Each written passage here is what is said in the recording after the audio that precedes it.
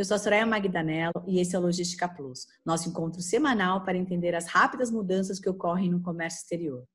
O Siscoserv foi criado para dar à fiscalização maior controle sobre as operações realizadas entre residentes domiciliados no Brasil e no exterior.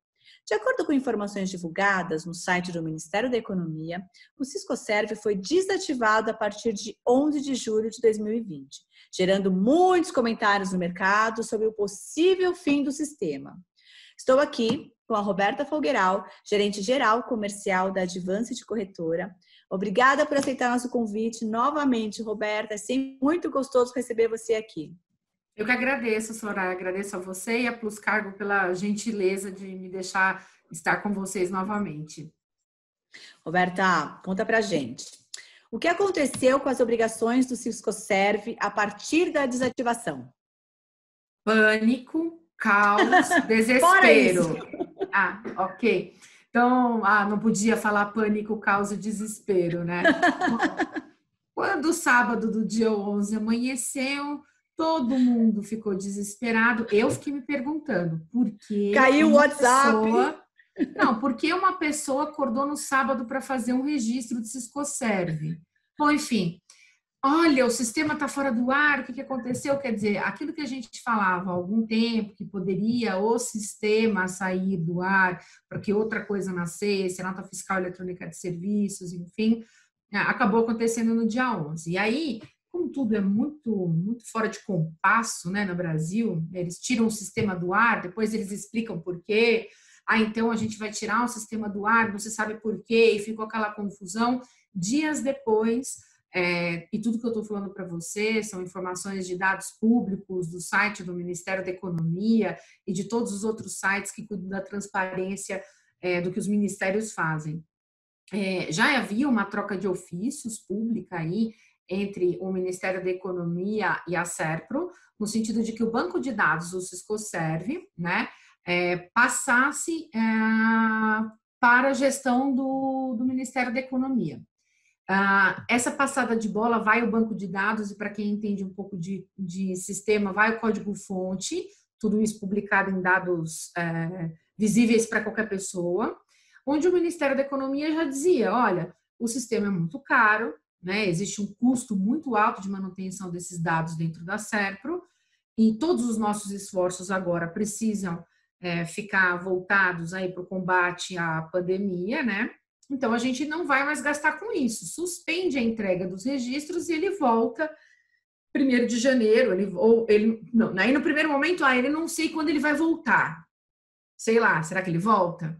E aí, no segundo momento, olha, eles voltarão. A partir de 1º de janeiro, os registros voltarão no exato ponto onde eles pararam.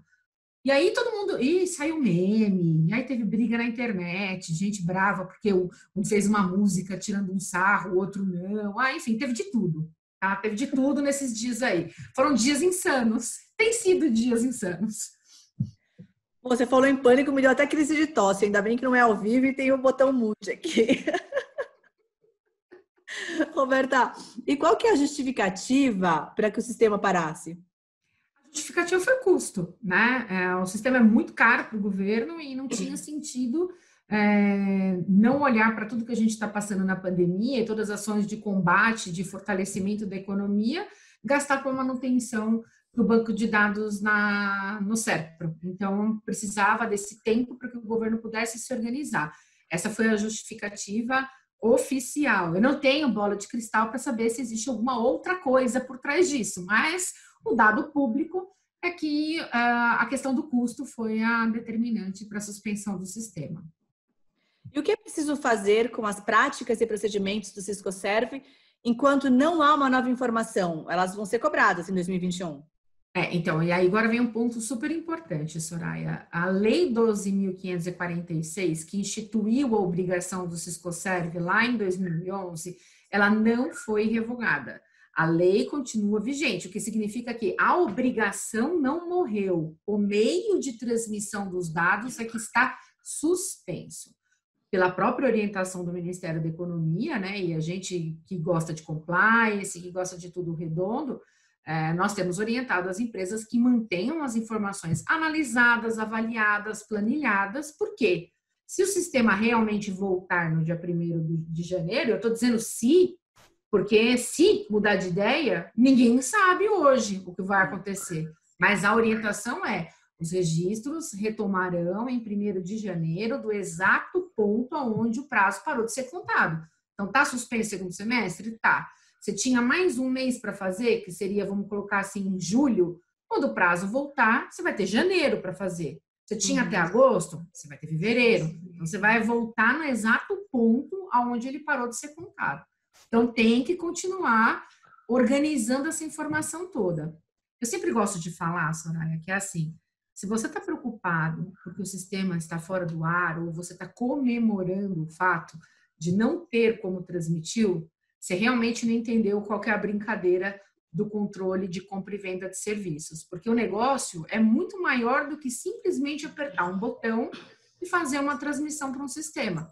A gente está falando de imposto sobre serviços, que no Brasil a gente tem mais de 2.500 municípios, cada um tributa as coisas do jeito que bem lhe convém. Então, a gente está falando de padronização, a gente está falando da possibilidade de modernização. A gente está falando que nem todo o serviço que eu vendo para o exterior pode ser considerado exportação de serviço. Isso dá outro podcast, outra conversa boa para a gente aqui. A gente está falando de retenção de ISS quando a gente compra serviços do exterior. Então, pouca gente sabe, pouca gente faz isso. Então, vocês devem estar agora ouvindo no podcast o cachorro, porque aqui essa gravação de podcast é raiz e ela está acontecendo direto do estúdio da minha casa. E o cachorro, nesse horário, ele resolve também falar de Ciscoserve. Eu acabei de deixar no mudo porque o meu também tá latindo. Não tem jeito. Esse é o novo normal, Soraya.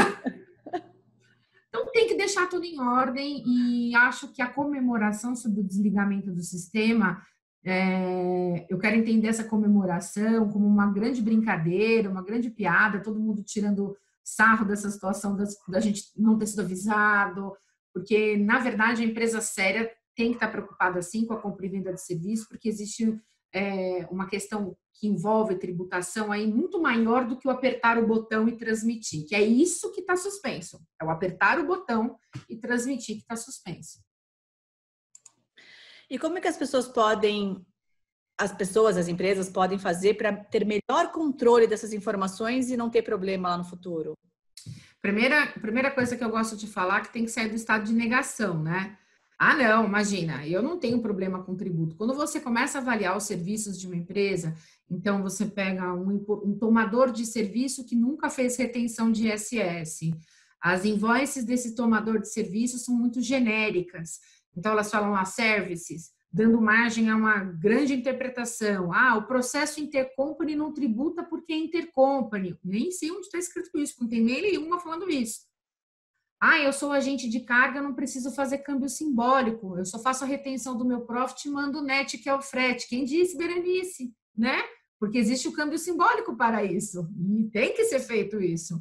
Eu nunca tirei nota fiscal do profit. Uma pena para você que está comemorando o Ciscoserve, porque a tributação está aí. Então, sair desse estado de negação para aproveitar esse período onde os prazos não estão fluindo, os prazos estão suspensos, para colocar a casa em ordem, avaliar. Às vezes, você não está pagando o imposto que deveria, mas está pagando mais do que deveria em outro lado, porque paga errado, paga mal, né? E a gente tem uma coisa no direito que a gente fala muito, né? Quem paga mal, paga 2 vezes, porque você não paga o que tinha que pagar e paga errado o que pagou a mais, o que não precisava, então vai pagar 2 vezes. Então, acho que esse é um momento, assim, excelente que a gente não tem que transmitir, né? A gente pode deixar tudo isso organizado. Existem diversos softwares no mercado que podem ajudar, até uma planilha Excel vai ajudar você, né? E você vai deixando tudo organizado lá. Pintou dia 1º de janeiro, prazo é uma coisa que não te preocupa. Agora, sempre vem uma pergunta, né? Roberta, e se eles mudarem de ideia? E se eles revogarem a lei? E se não tiver mais essa lei? Gente, se meu pai tivesse nascido mulher, eu não tinha nascido. Eu era filha, ela era minha mãe, não era meu pai. Como eu vou saber? E se? Não tem como saber, Soraya. Vocês não estão vendo, mas a Soraya está numa crise de riso agora. E se meu pai tivesse nascido mulher? Não teria nascido. Eu teria só mãe, 2 mães, né? Como eu vou saber se vai sair uma legislação ou não? Não tem como saber. O comunicado oficial fala, o prazo vai voltar do ponto onde parou. Portanto, mantenham tudo em ordem. É isso. Por enquanto então, fica aí, né? Por enquanto é Congela. Isso. Congela. Né? E no direito a gente fala muito sobre suspensão de prazo, que é o que o judiciário está vivendo. Não é que os prazos estão contando indefinidamente se você não tem como cumprir aquilo que você é obrigado a cumprir. Então, os prazos ficam suspensos. Quando tudo voltar, volta a correr dali para frente. Se você tinha mais um mês, é mais um mês, mais 2 dias, são 2 dias, né? E é isso aí. É o que a gente tem para hoje. E como é que fica a situação do contribuinte com pendência no Siscoserve? Pendência leia-se, nunca fez nada? Nunca fez nada, ou lançou errado. Não tem como corrigir, porque você não tem como entrar no sistema. Se você lançou errado, você não tem como retificar para zero.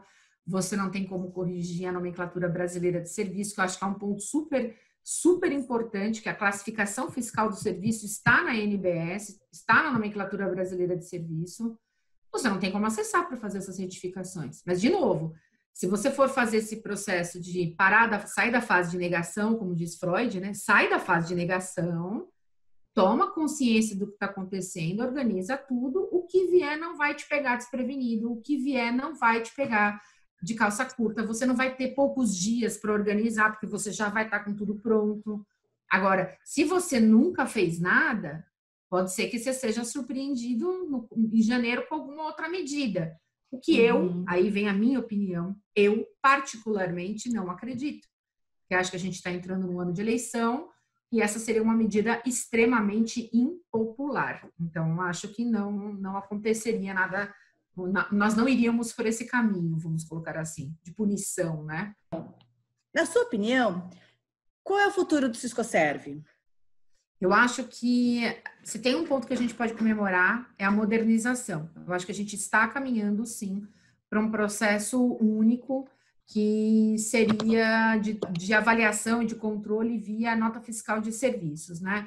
Hoje a CNI mandou para o Ministério da Economia um pedido de revogação da lei, extinguir a obrigação, para que isso tudo fosse controlado por meio da nota fiscal eletrônica de serviço. O convênio, que envolve uma série de outras comitês públicos, não vai obrigar que as prefeituras façam a adesão a esse controle via nota fiscal eletrônica, mas está sugerindo e recomendando que as prefeituras façam a adesão, mostrando tudo que de controle uma prefeitura vai poder ter quando ela visualizar os dados ali contidos. Então, eu acho assim, se você nunca fez, você pode estar querendo, a partir de 1º de janeiro, torcer para que a nota fiscal eletrônica entre, mas, por outro lado, eu fico pensando, se eu fosse a prefeitura, eu ia achar bastante estranho que, a partir de 1º de janeiro de 2021, uma empresa com 10, 15, 20 anos passasse a tributar algo que ela nunca tributou.